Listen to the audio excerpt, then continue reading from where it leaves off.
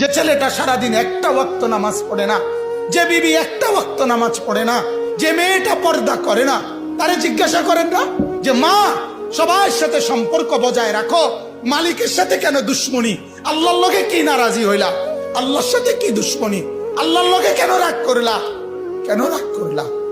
এই বাপ, তোমরা যারা সেজদা করো না, তোমরা বলো না বাজান, বলো না এই দরদি ভাই চিৎকার করে বললাম, তুমি যদি বলো তোমার পায়ে ধরতে, আমি পায়ে ধরতে রাজি।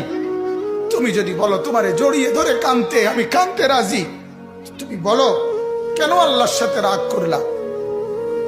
কেন আল্লাহর সাথে রাগ করলা? কেন আল্লাহর সাথে নারাজ হইলা? কেন সেজদা কপালে জুটলো না? কেন মালিকের সাথে সারাদিনের এত কিছুর বিনিময়ে আল্লাহ তাআলা একটা মিস কল দিলে, 2 সেকেন্ডের একটা মিস কল দিলে বন্ধু তুমি টের